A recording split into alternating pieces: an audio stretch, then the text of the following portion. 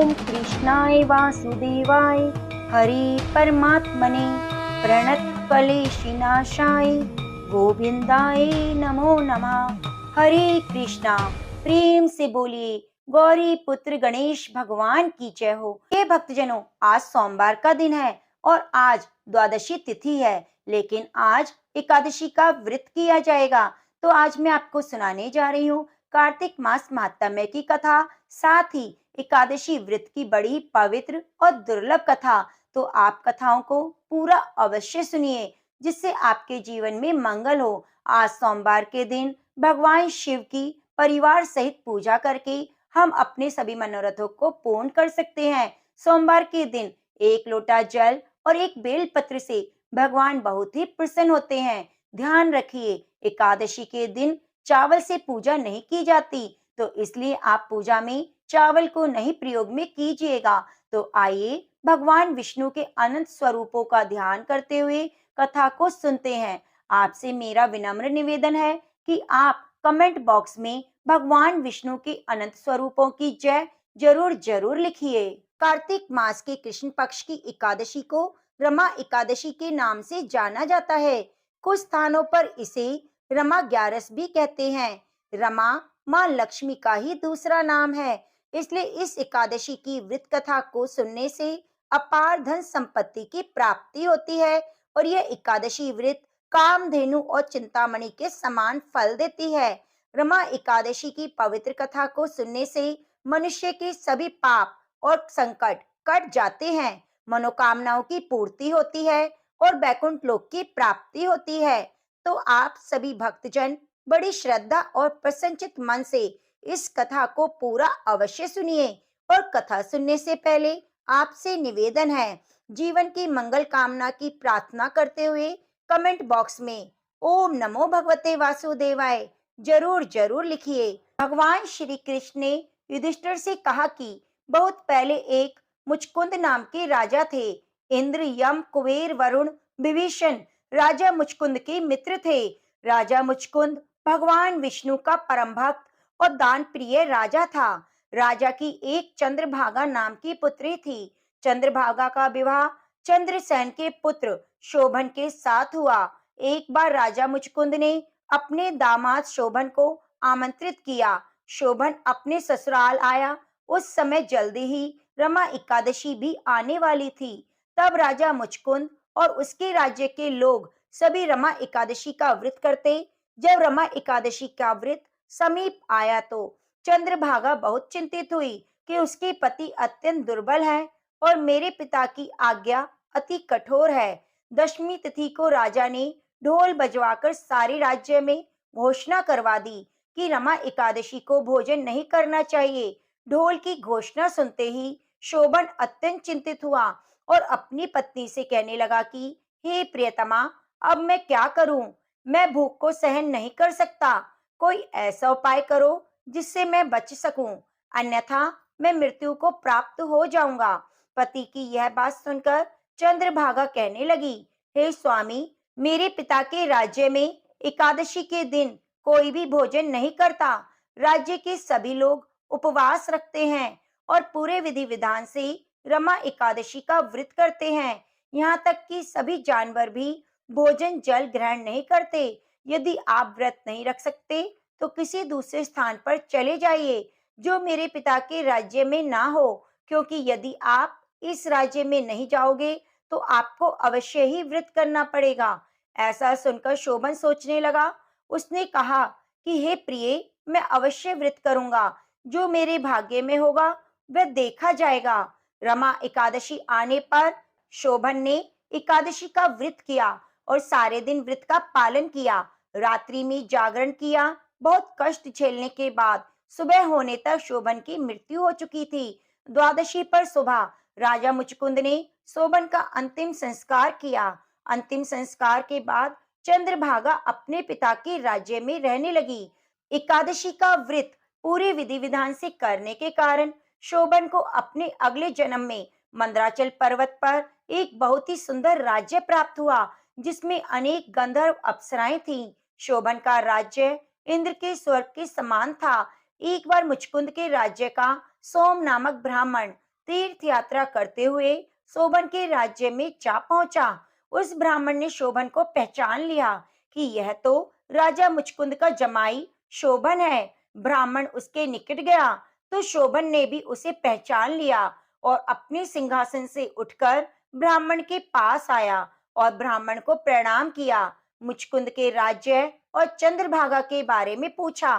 तब ब्राह्मण ने कहा कि राजा मुचकुंद और आपकी पत्नी सब कुशल हैं, नगर में सभी प्रकार से मंगल है।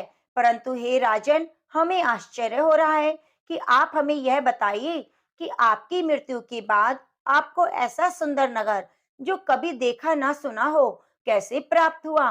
तब शोभन ने ब्राह्मण को बताया कि कार्तिक मास के कृष्ण पक्ष की रमा एकादशी का व्रत करने से मुझे यह नगर प्राप्त हुआ है, किंतु यह अस्थिर है। यदि आप मुचकुंद की कन्या चंद्रभागा को यह वृतांत सुनाएंगे तो यह स्थिर हो सकता है। ब्राह्मण कहने लगा कि हे राजन, यह सब स्थिर क्यों नहीं है।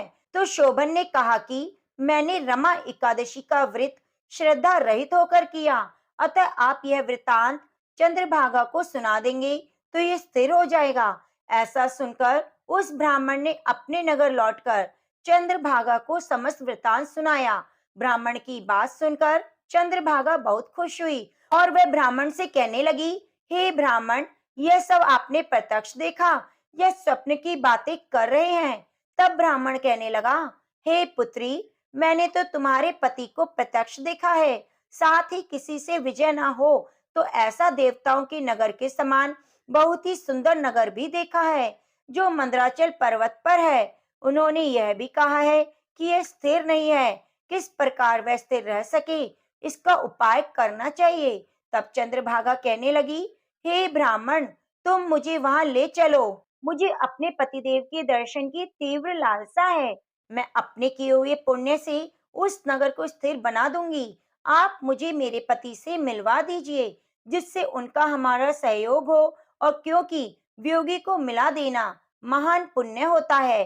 सोम ब्राह्मण यह बात सुनकर चंद्रभागा को लेकर मंदराचल पर्वत के समीप वामदेव ऋषि के आश्रम पर गया।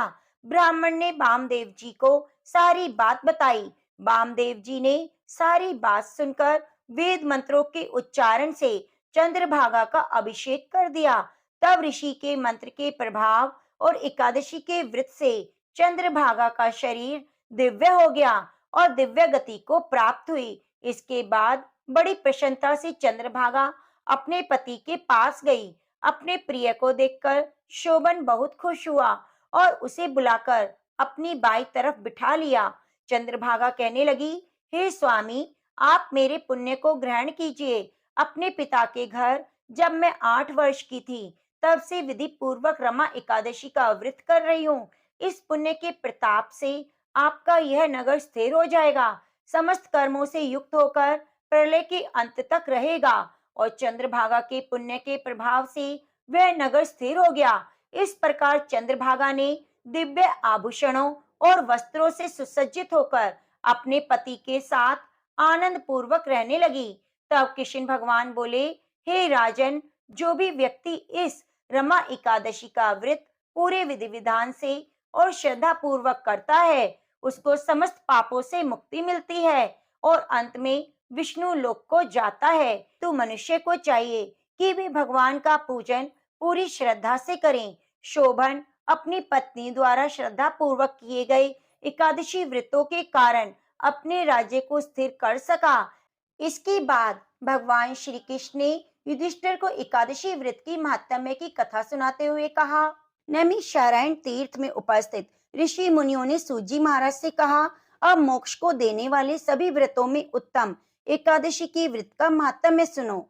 एकादशी चाहे कृष्ण पक्ष की हो या शुक्ल पक्ष की, उस दिन अन्न नहीं खाना चाहिए। एकादशी के दिन खाया हुआ अन्न पाप भक्षण के समान है। व्रत करने वाले को दशमी और द्वादशी को भी एक समय भोजन करना चाहिए। नारद जी द्वारा महाराजा पृथु को सुनाई हुई कथा सुनाते हुए सूत जी ने कहा, गंगा के समान तीर्थ नहीं, माता के समान गुरु नहीं, विष्णु के समान देव नहीं, अन्ना खाने के समान तप नहीं, शांति के समान संसार में कोई सुख नहीं, सत्य के समान ज्योति नहीं, कार्तिक के समान कोई मास नहीं, ज्ञान के समान कोई लाभ नहीं और एकादशी के समान कोई व्रत नहीं।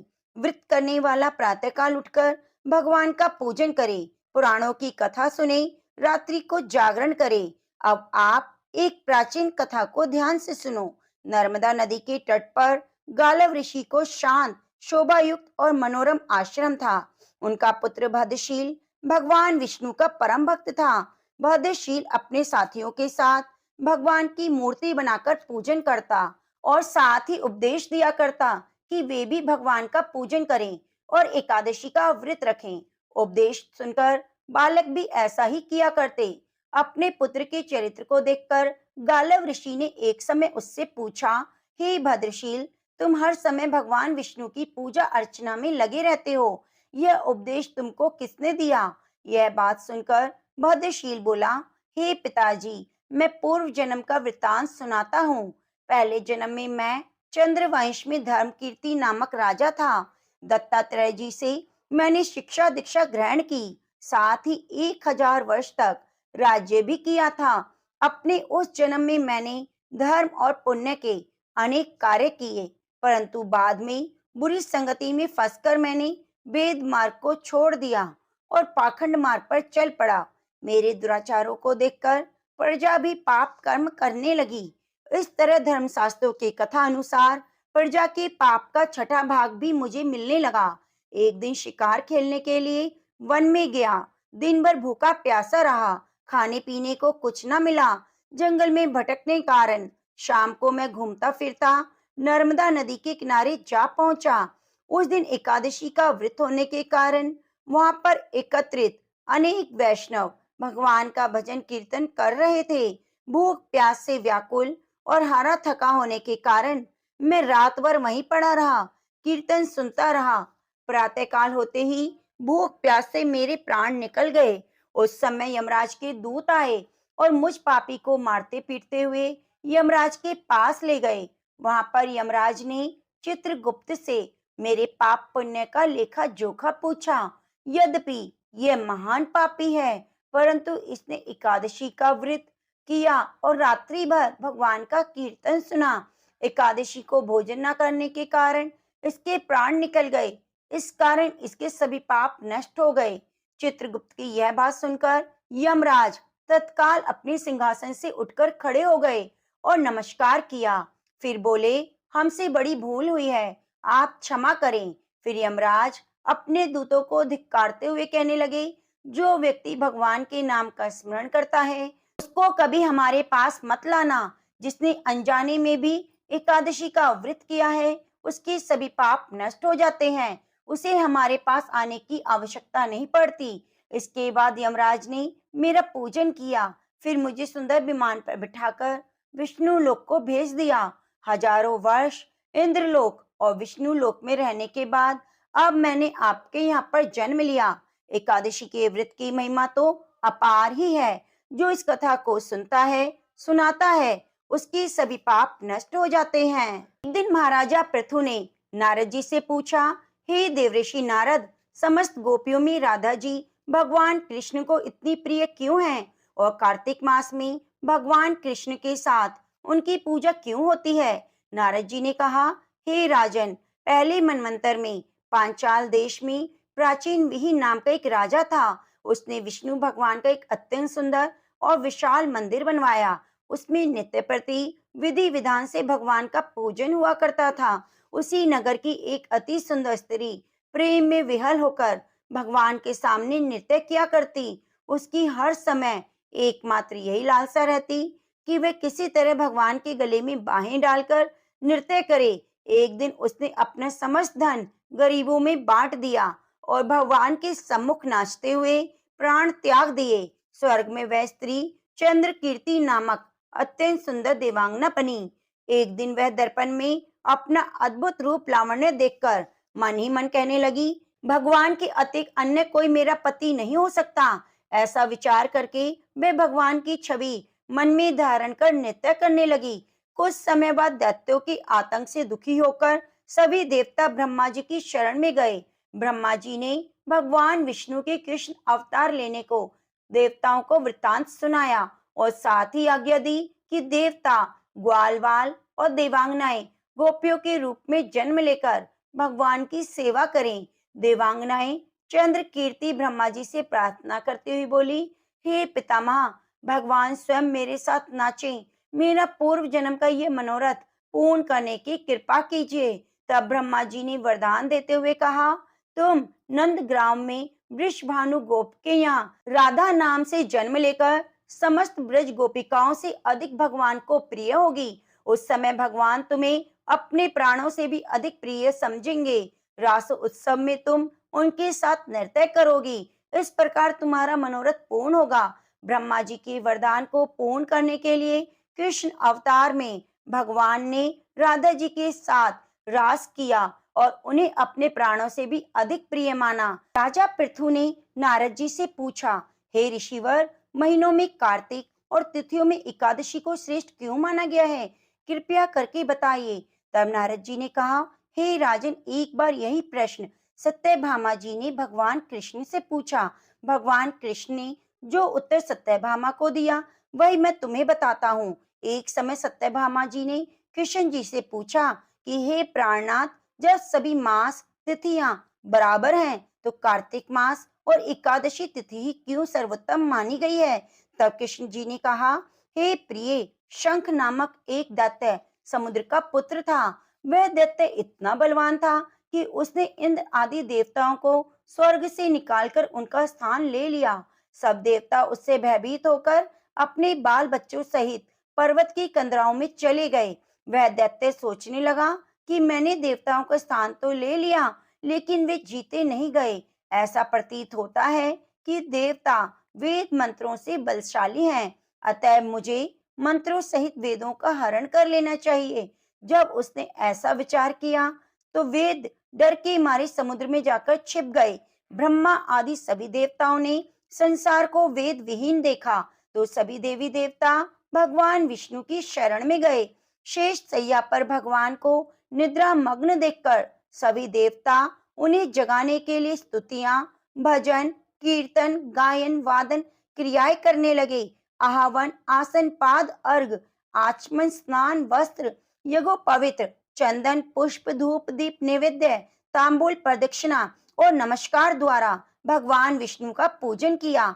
तब भगवान विष्णु प्रसन्न होकर देवताओं से कहने लगे, हे देवताओं, मैं तुमसे प्रसन्न हूँ, अतएव शंख आदि दैत्यों को मारकर मैं चारों वेदों को शीघ्र लाऊंगा। परंतु आज से वेद बीज मंत्रों सहित कार्तिक मास में जल में निवास करेंगे। अतएव कार्तिक के महीने में जो कोई भी जल में स्नान करेगा उसको यज्ञ करने के समान फल मिलेगा, उसके सभी पाप दूर हो जाएंगे। हे देवताओं, आज एकादशी के दिन आप सबने मुझे जगाया है, इसलिए सब तिथियों में एकादशी अधिक प्रिय है। वस्तुतः कार्तिक और एकादशी का व्रत मुझे अत्यंत प्रिय है। आगे की कथा सुनाते हुए नारद जी ने कहा, हे राजन, इतना कहकर भगवान मछली का रूप धारण करके विंध्याचल में निवास कर रहे ऋषि कश्यप जी की अंजलि में आ गए। कश्यप जी ने उनको कमंडल में डाला, कमंडल भर गया तो मत्स्य रूपधारी भगवान कहने लगे, हमको बड़ा स्थान दो। तब कश्यप जी ने घड़ा दिया, घड़ा भी भर गया। कुएं में छोड़ा तो वह भी भर गया।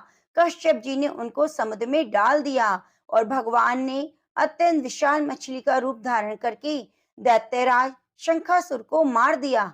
शंखासुर को मारने के बाद भगवान मत्स्य रूप त्याग कर विश्राम हेतु बद्री नारायण चले गए। बद्री नारायण में भगवान ने देवताओं से कहा, हमने शंखासुर को मार दिया, अतः ऋषि मुनि जाकर समुद्र के अंदर से वेदों को ढूंढ लाएं, तब तक देवताओं सहित प्रयाग में मेरा निवास रहेगा। तब ऋषियों ने अपने तपोबल द्वारा समुद्र में से वेदों के 6 अंगों को ढूंढ लिया। जिस वेद का जो भाग जिस ऋषि को मिला, तब से वह भाग उसी ऋषि का हो गया। इसके बाद सभी ऋषि ब्रह्मादि देवताओं सहित प्रयाग आए। उन्होंने वहां पर अश्वमेध यज्ञ किया, इसलिए प्रयाग को तीर्थों का राजा कहा गया है। प्रयागराज में स्नान, दान, यज्ञ आदि करने वालों के जन्म जन्मांतर के पाप समूल नष्ट हो जाते हैं और वे मोक्ष के अधिकारी बन जाते हैं, इसमें संदेह नहीं है। प्रेम से बोलिए तुलसी शालिग्राम भगवान की जय हो। प्रिय भक्तजनों, अब आइए सुनते हैं एकादशी माता की कथा। तो आप प्रिय भक्तजनों कथा के साथ जुड़े रहिए। एक बार एक राज्य में एक राजा राज्य करता था। राजा बहुत ही बुद्धिमान और बलशाली था। राजा सदा ही अपनी प्रजा का बहुत अच्छे से ध्यान रखता। प्रजा भी राजा को बहुत पसंद करती। राजा की दो बेटियां थी। राजा अपनी दोनों बेटियों से बहुत प्रेम करता।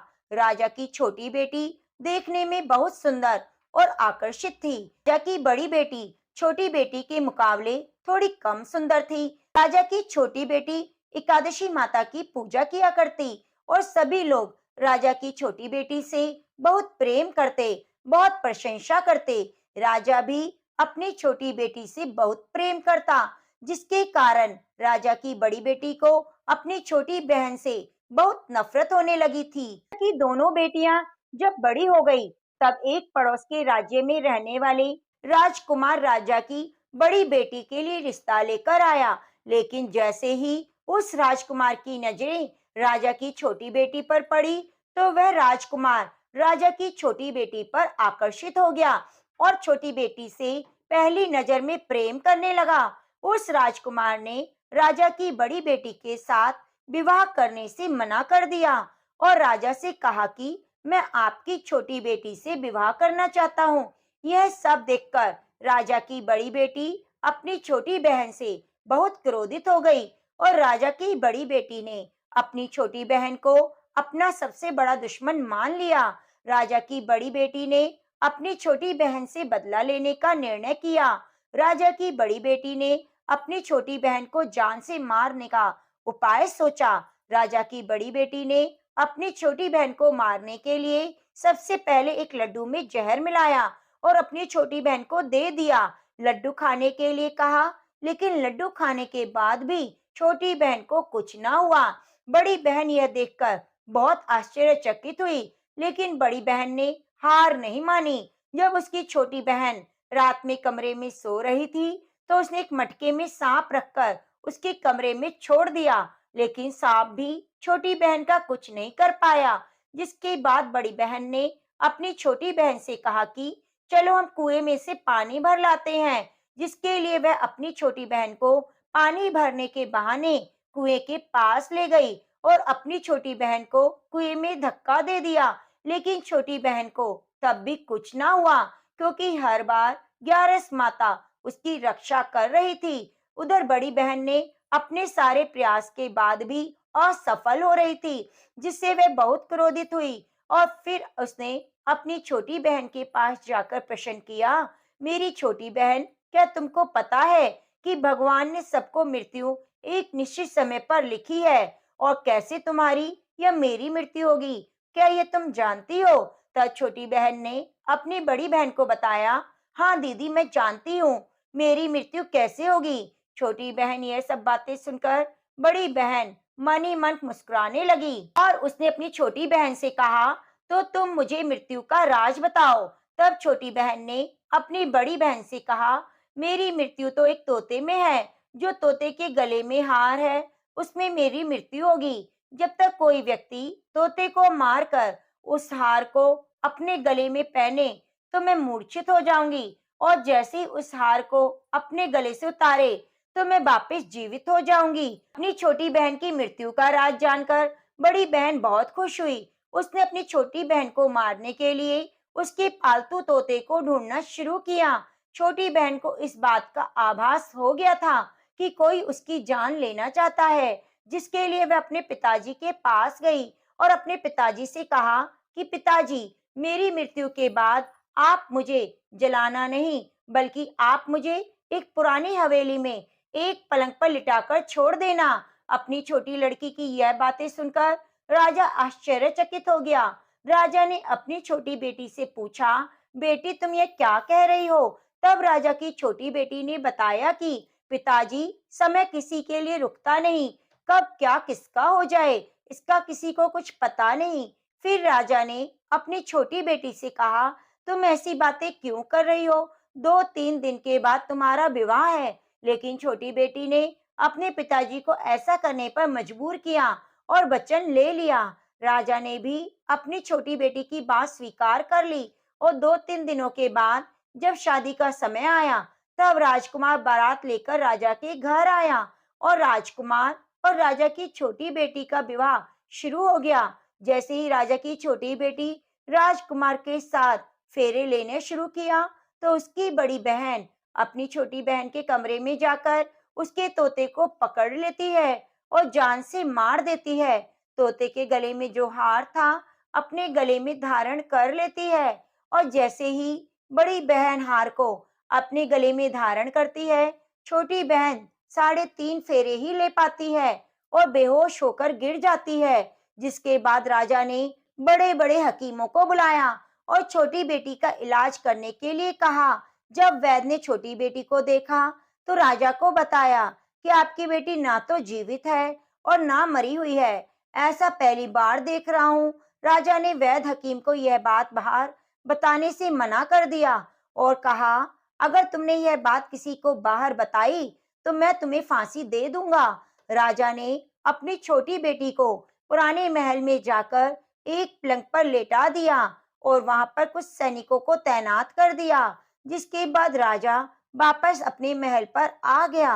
राजा की बड़ी बेटी अपने पिताजी के पास आई और कहने लगी कि अगर ये शादी संपन्न नहीं हुई, तो आपकी इज्जत का क्या होगा? आप कहें तो मैं आपकी इज्जत बचाने के लिए राजकुमार से शादी करने को तैयार हूँ। जिसके बाद राजा ने अपनी बड़ी बेटी की बात मान ली। राजा ने बड़ी बेटी को छोटी बेटी के कपड़े पहनाकर मंडप में भेज दिया, लेकिन राजकुमार यह जान गया था कि राजा की छोटी बेटी नहीं है, बल्कि यह बड़ी बेटी है। लेकिन जब राजकुमार ने शादी करने से मना किया, तो सभी लोगों ने राजकुमार को बेवश करके बड़ी बेटी की बचे हुए फेरों को संपन्न करा दिया और विवाह संपन्न हुआ। उसके बाद राजकुमार राजा की बड़ी बेटी को अपने महल में ले गया। विवाह होने के बाद राजकुमार उससे ना तो बात करता, न उसे पसंद करता, न उसके आसपास भटकता। राजकुमार ने यह फैसला लिया था कि वह अपनी प्रेमिका को ढूंढकर रहेगा और ये जानकर रहेगा कि इसके साथ क्या हुआ। एक दिन राजकुमार अपने घोड़े पर सवार होकर राजा के पुराने महल में पहुंच गया, जहां पर उसने कुछ सैनिकों को देखा। महल के पास पहुंचकर राजकुमार ने जब महल को ध्यान से देखा, तो वह समझ गया, यह तो हमारे ससुर जी का महल है।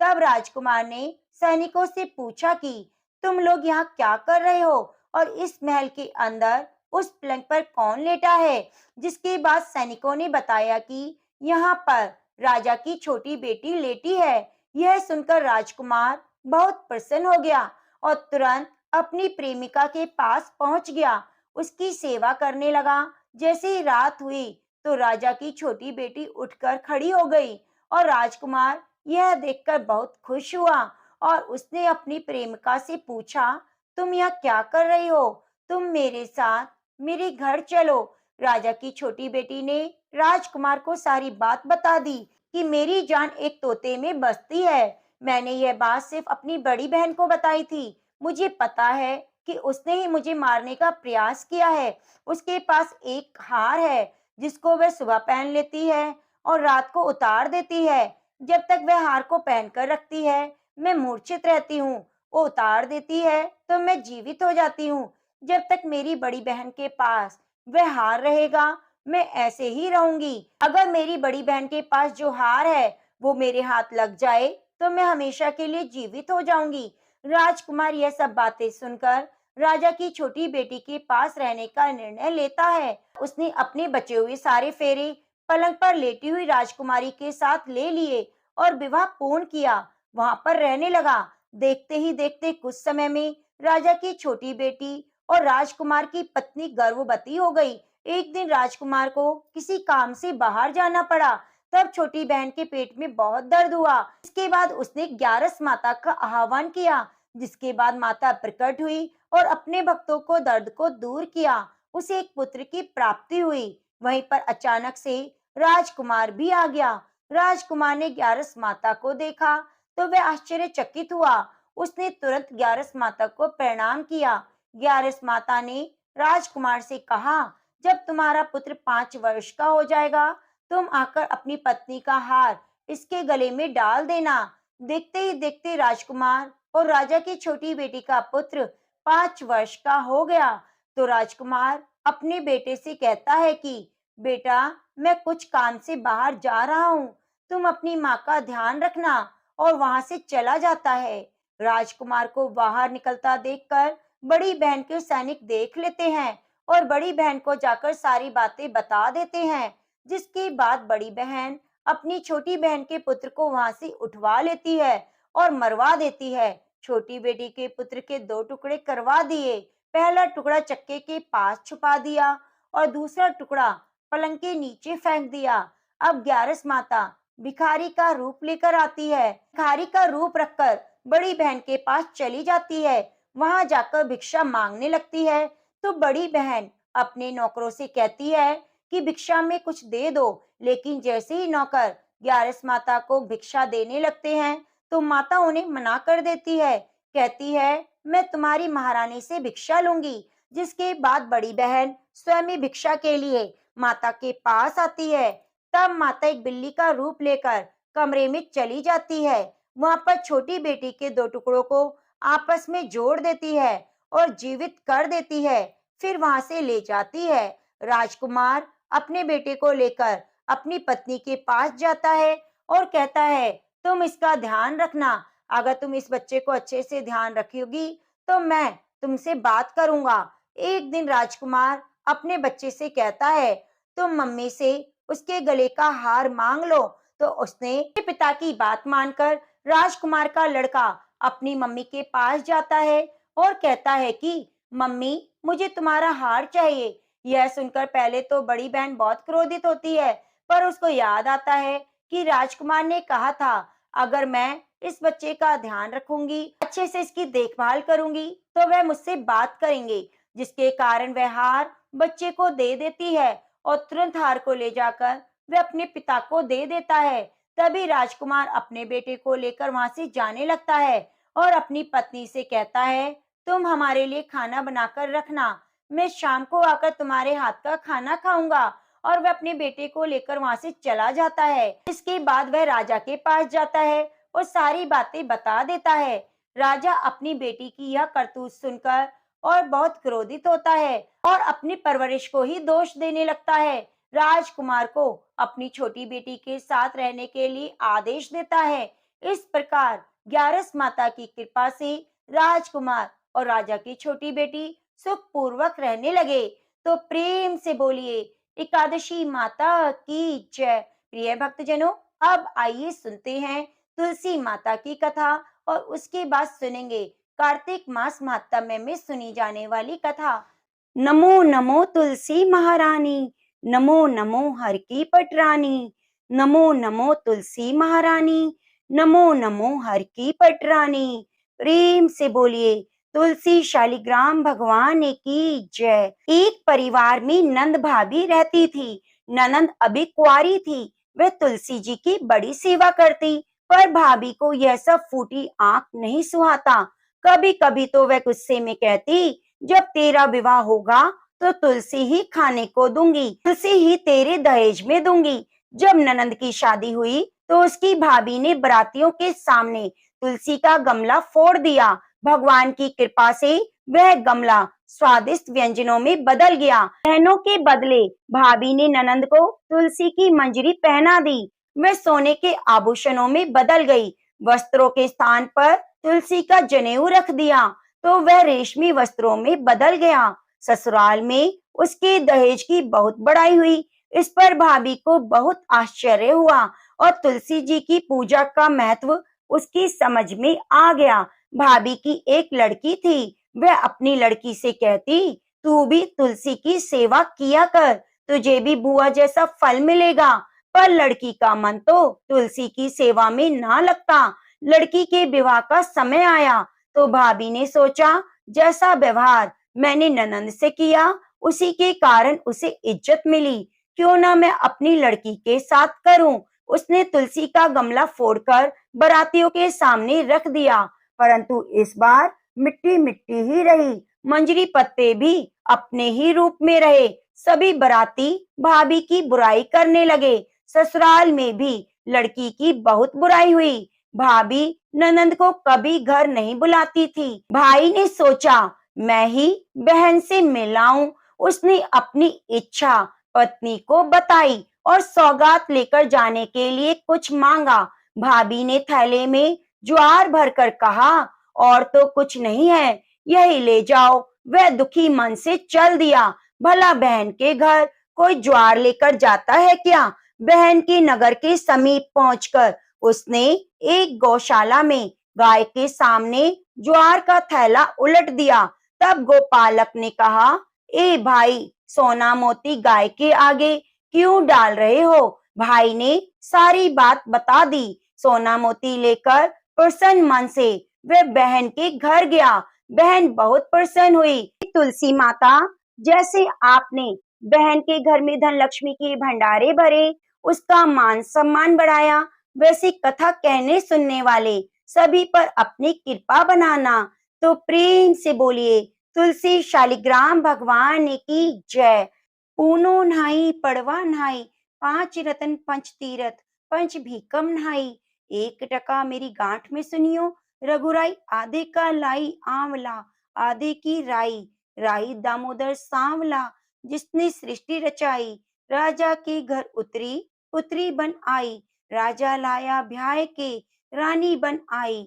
4 चक्कर 4 मक्कर, 4 दिए की लौ। मैं तुझसे पूछूं श्री कृष्ण जी, कब निस्तारा होए? जब आएगा कार्तिक का महीना, तब निस्तारा होए। तो प्रेम से बोलिए कार्तिक के राई दामोदर भगवान की जय। एक माँ बेटी थी। बेटी का नाम राई था। वे बहुत ही सुंदर और सुशील थी। भगवान कृष्ण की पक्की भक्त थी। एक बार भगवान कृष्ण उसकी परीक्षा लेने के लिए बांसुरी बेचने वाला बनकर आए और आवाज देने लगे। आवाज सुनकर राई अपनी माँ से बोली, मुझे भी बांसुरी चाहिए। माँ बोली, मैं पैसे कहाँ से लाऊं? बाजरी है, वो ले जा। बाजरी को भगवान ने फूंक मारी तो फूंक उड़कर राई की आंख में चली गई। राई जोर जोर से रोने लगी। भगवान वहां से अंतर्ध्यान हो गए और वैद्य का रूप धारण करके वहां आए। आवाज देने लगे। राई की माँ बाहर आई और बोली, वैद्य जी, मेरी बेटी की आंख में फूस गिर गया है, उसे निकाल दो। भगवान बोले, अगर मैं फूस निकालूं तो उसका विवाह मेरे साथ करना पड़ेगा। राय की माँ तैयार हो गई, सगाई कर दी। कार्तिक शुक्ल 11 के दिन विवाह निश्चित किया गया। माँ सोचने लगी, बेटी को क्या दूं? सोने की दुकान पर जाकर बोली, मेरी राय के लिए लौंग और बिछिया घड़ दो। सुनार बोला, मुझे समय नहीं, मैं तो कृष्ण भगवान के गहने बना रहा हूँ। हलवाई और बनिया वहां पर भी गई तो उन्होंने भी यही जवाब दिया। माँ तो घर आ गई, अब क्या करे? वो घर आई, झोपड़ी महल में बदल गई। आनंद हो गया। ठाठ से विवाह की तैयारियां होने लगी। भगवान बारात लाए। माँ ने खूब ठाठ से राई का विवाह भगवान कृष्ण के साथ कर दिया। भगवान राई को लेकर द्वारका आए तो राई के महल में ही रहने लगे। दूसरी रानियां चिढ़ने लगी। सावन में राई अपने मायके गई। भगवान ने सोचा, राई के तीज भेजूं। 7 जरी की बेस और 5 सोने की पाजे भी रखी। 2 हंसों को बुलाया और बोले, सीधे राय के पीहर जाना, कहीं रुकना मत। राधा रुक्मण को पता चला तो उन्होंने हंसों को अपने महल में बुलाया और कहा, थोड़े मोती चुग लो। हंस आ गए, मोती चुगने लगे। राधा रुक्मण ने सारा सामान निकालकर उसमें फटे पुराने कपड़े और 5 कांटे बांध दिए। पोटली हंस को दे दी। हंस सामान लेकर राय के पास गए। राय खुशी से नाचने लगी। जैसे ही पोटली खोली, 5 उंगलियों में 5 कांटे चुभ गए। राई बहुत दुखी हुई। सावन खत्म हुआ। भगवान लेने आए। राई भगवान से बोली नहीं। भगवान आए तो राई दूर दूर हो जाए। भगवान ने सोचा, कोई बात नहीं। राई फिर भी नहीं बोली। इतने पर भी राई भगवान को अपने महल में ले आते हैं। राई भगवान को भोजन में दही जरूर देती थी। एक दिन भगवान ने सोचा कि राई मुझसे बात नहीं करती, इसके लिए कोई योजना बनानी पड़ेगी। तो एक दिन भगवान बिल्ली का रूप धारण करके राई के महल में आए और सारी दही खा गए। अब राई दही कहाँ से लाए? भगवान गुजरी का रूप बनाकर दही बेचने आ गए। राई नीचे जाकर बोली, थोड़ा दही दे दो। गुजरी रूप भगवान बोले, राई तुम उदास क्यों हो? हमने सुना है आप भगवान से नाराज हैं। राई बोली, तुझे क्या मतलब, तू जा। तो गुजरी रूप भगवान बोले, हम सहेली जैसी हैं, तो मन की बात कहो, मैं किसी को नहीं कहूंगी। राई ने सारी बात कही। सुनते ही भगवान को अचंभा हुआ और वे असली रूप में आ गए और बोले, ये कैसे हो सकता है? मैंने तो जरी की साड़ी भेजी थी, सोने की पाजेब भेजी थी। भगवान ने हंसों को बुलाकर पूछा, तुम कहीं रुके तो नहीं? हंस बोले, राधा रुक्मन के महल में रुके और कहीं नहीं रुके। भगवान ने राधा रुक्मन को बुलाया और पूछा, आपने ऐसा क्यों किया? वो बोली, हमारे महल में आप नहीं पधारे, इसलिए हमने ऐसा किया। भगवान बोले, अगर आप हमें प्रेम से बुलाते तो हम जरूर आते। फिर भगवान बोले, कार्तिक का महीना राई को दूंगा, 5 दिन पचततिया राधा रुक्मन को और 11वां सत्यभामा को दूंगा। भगवान ने सबको मान दिया। हे भगवान, राधा रुक्मन राय को मान दिया, वैसे सबको देना। घटती को पूरी करियो, पूरी का प्राण छोड़ दो, भूल चूक माफ कर दो। तो प्रेम से बोलो, राई दामोदर भगवान की जय। गणेश जी की एक छोटी सी कहानी। गणेश जी का मेला लग रहा था, सब मेले में जा रहे थे। एक छोटी सी लड़की थी, अपनी माँ से जिद करने लगी, मैं भी मेले में जाऊंगी। तो उसकी माँ बोली, बहुत भीड़ है, कहीं गिर जाएगी। लड़की नहीं मानी, तो उसकी माँ ने 2 लड्डू और 1 घंटी में पानी दिया और बोली, एक लड्डू गणेश जी महाराज को खिलाकर पानी पिला देना, दूसरा लड्डू तू खा लेना, पानी पी लेना। लड़की मेले में चली गई। मेला खत्म होने पर सब अपने घर आने लगे, पर लड़की वहीं बैठ गई। एक लड्डू तुमको दूं, एक लड्डू मुझको। इस प्रकार सारी रात बीत गई। गणेश जी ने सोचा, अगर लड्डू नहीं खाऊंगा तो ये लड़की घर नहीं जाएगी। ये छोटा सा रूप बनाकर आ गए और लड़की से एक लड्डू लेकर खाया और पानी पी लिया और कहा, कुछ मांग ले। लड़की बोली, अन्न मांगू, धन मांगू, लक्ष्मी मांगू, 9 खंड महल मांगू, बांदी मांगू खूंटी हार, सेज भरतार, रुंझुन बैल, बस इतना ही मांगू। गणेश जी बोले, छोटी सी तो दिखती है, पर सब कुछ तो मांग लिया। अब अपने घर पर जा, तुझे सब कुछ मिलेगा। घर आई तो लड़की की माँ बोली, इतनी देर कहाँ रही? लड़की बोली, मैं गणेश जी को लड्डू खिलाकर पानी पिलाकर आई हूँ। गणेश जी की कृपा से उसके घर पर सब कुछ हो गया। हे गणेश जी महाराज, जैसे अपने उस लड़की को दिया वैसे सब किसी को देना। कहानी कहने सुनने वाले, हुंकारा भरने वाले के घर में धन लक्ष्मी के भंडारे भरना। तो गणेश भगवान की जय। प्रिय भक्तजनों, अब आइए सुनते हैं लपसी तपसी की कथा। यह कथा हमें हर कथा कहानी में जरूर सुननी चाहिए। एक लपसी था, एक तपसी था। तपसी तो भगवान की तपस्या करता।